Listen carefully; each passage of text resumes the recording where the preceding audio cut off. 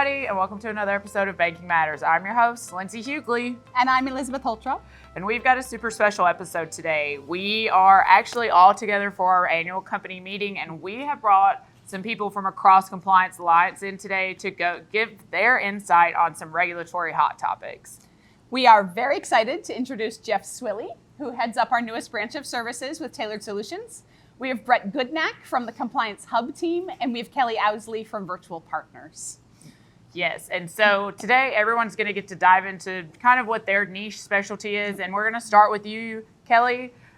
We are kind of interested in what is your insight with the new executive order that President Trump has put out, really trying to get rid of the disparate impact? Okay.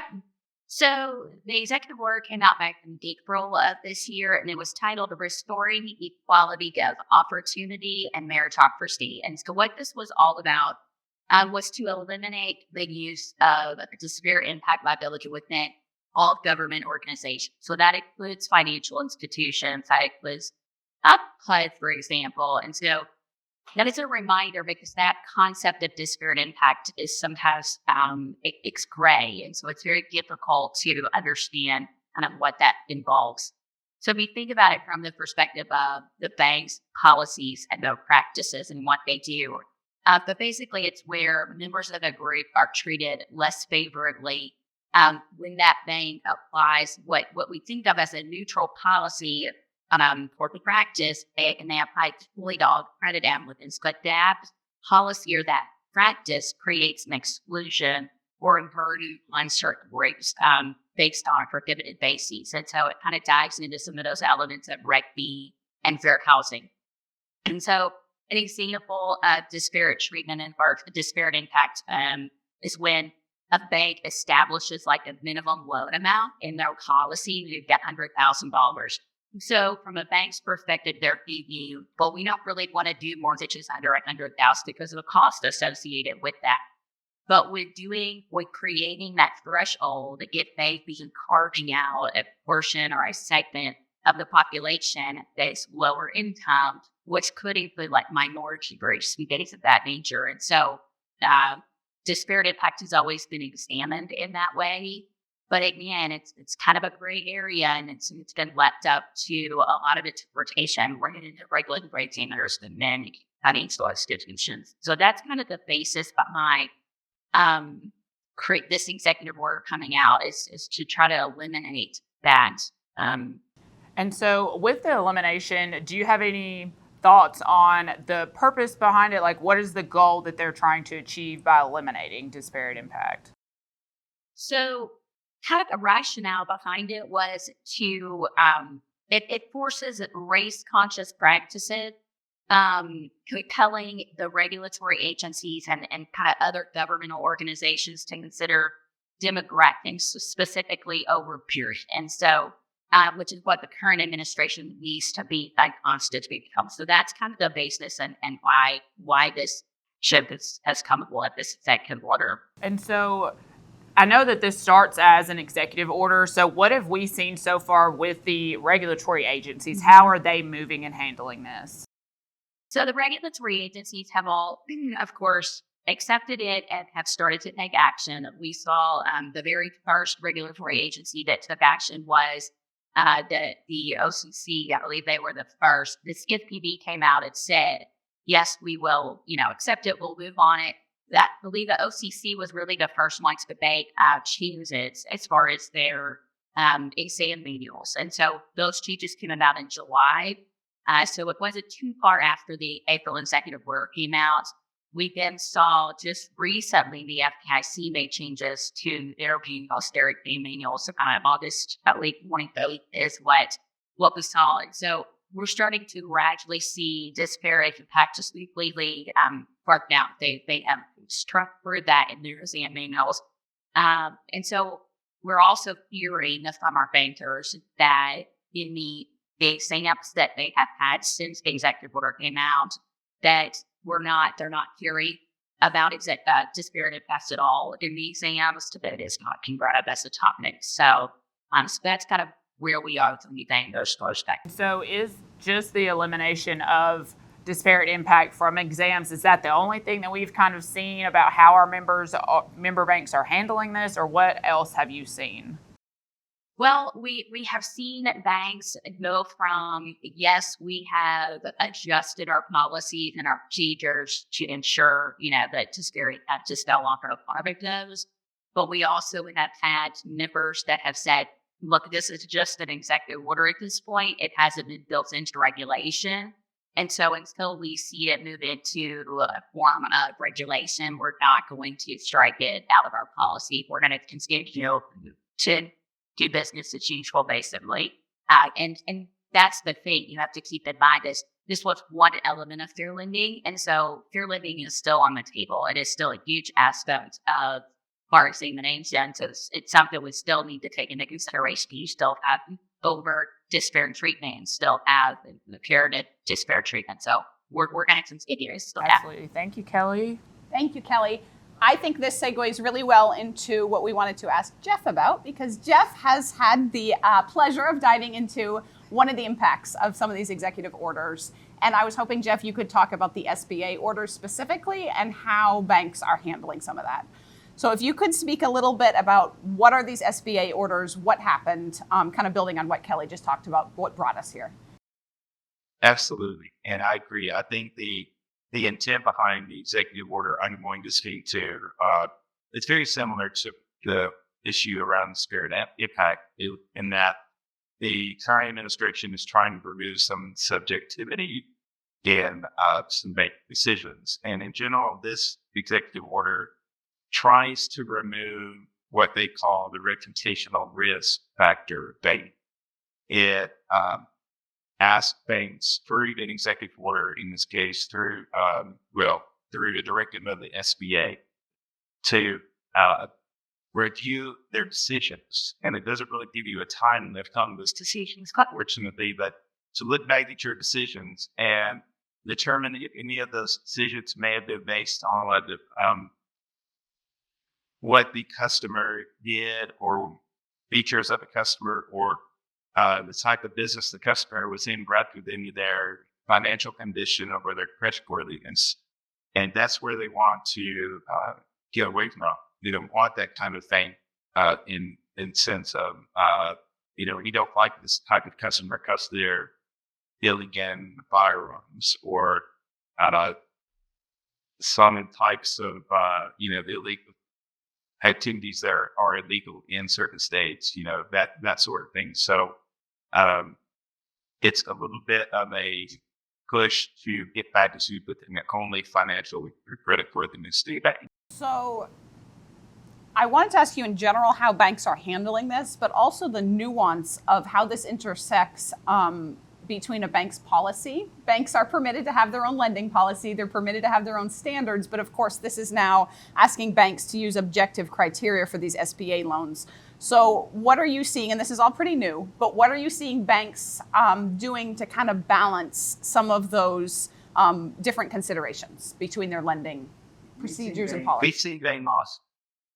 Look at their policies and procedures. Some have expressed concerns. Some have voiced the opinion, especially some small tail things where I've had one bank express an concern. They said, we might not be able to paint liquor stores in some of our community because some of the community members don't like that. They would look negatively on that. So the banks that had to go back and look at all their credit qualifications of what they look at with each decision and make sure that it looks strictly at the financial condition and not the perceived reputational risk that may be out there. That makes a lot of sense. Do you see banks doing anything moving forward with changes procedurally, or is it more of a look back project that might be kind of a one-time thing? Or are there significant changes to lending policy procedures that might be in the works with some of the banks that you've been talking to? Honestly, I think most banks don't see any major changes in their lending policy or procedures. I think most banks have not really considered reputational risk to a great deal. And the banks that we dealt with have done at least a partial look back. The order is upon something new. So they have had time to do at least a partial look back, and they're not seeing any indication of GMO was denied due to just something, just related to this they were in. It's been an actual financial condition. So I don't anticipate there being a great deal of change as far as policy procedures. The main concern that banks have right now is how to respond to the SBA's letter that over 5,000 particular lenders received, telling them they had to go back and look at their past decisions and determine if there was any kind of reputation risk or consideration the political, religious, and profile of these customers. And that's their main concern and how to respond. Now, the SBA did have a strong recent thinking about that I think allayed some of the fears that a lot of banks had. The banks felt like they were going to have to provide extremely detailed response. And that doesn't seem to be the case. It's not going to be to that extent. I mean, all banks have to respond, but I think the fears of it taking, weeks and weeks of manpower at times to respond to all this is a little bit over the overboard. I don't think it's going to be that intense. I'm glad to hear from you directly how banks are responding to this and kind of alleviating some of the concerns from some banks that have been through a little bit of their look back process and it hasn't been as burdensome as maybe there were concerns on. Thank you, Jeff, for sharing that. Really, really appreciate that. Awesome. Okay, Brett. So we're going to totally shift gears, kind of come into a different area of things. So I wanted to ask, what are your thoughts and what are you seeing on some of the recent fencing guidances related to fentanyl from the Fentanyl Act? Yeah, absolutely. So those are the 2313A orders that everybody has been talking about. And they target 3 financial institutions. And Vincent's put out a lot of guidance. They've extended the orders twice now, with the extended date the end of October, Matt, or middle of October, I think. So banks have quite a while to meet the action items of the orders. And basically what the action items are that they have to stop transmittals with these 3 specific financial institutions, but also have to elevate them as high risk in their customer identification programs, their VSA or AML programs, Holtrop.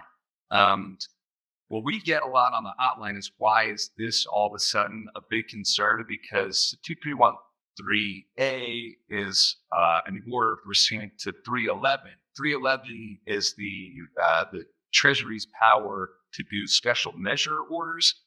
They've done a lot of special measure orders. They've done a lot over the years. There are a lot that are in effect that hypothetically banks should have on their VSA programs strength with other institutions that they should have lots of transmittals with, that we're getting questions on that are like, well, we didn't know about these Russian entities like Bix Plateau.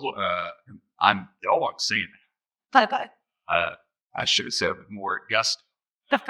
Like and why is this all of a sudden like something that they're championing and broadcasting so much? Frankly, I don't know, because they're all very narrow in their scope. They all target just specific entities. I think it's because the Fentanyl Act, which you referenced, has become a really big the sort of platform for the current administration. They're really using this as the past administration too was big against. Nobody likes men.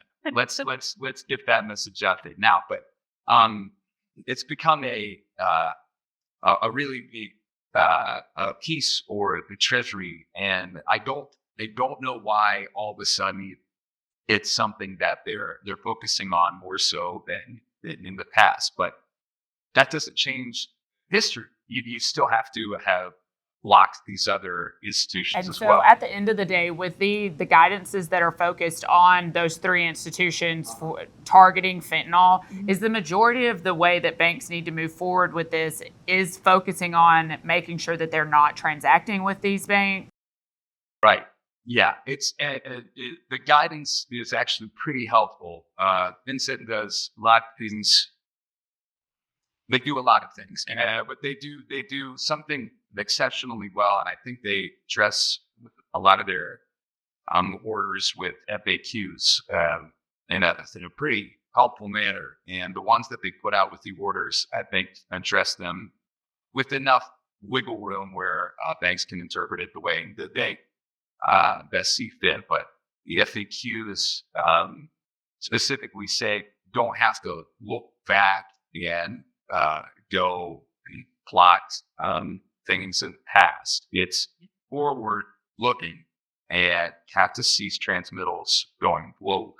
But it doesn't, you don't have to read a light. She's using, lack of clarity with other things. But they made that whole point to them. And we always appreciate that when something regulatory wise is very black and white. Yeah. And then, so also there's been another fencing guidance that came out in June this summer regarding alternate collection of CIP information. Yes. And I know that just from what I've experienced with my banks, they have wondered, how does this incorporate with us? Most of the people that I talk to are community banks. So can you shed some light on what exactly is that guidance referring to?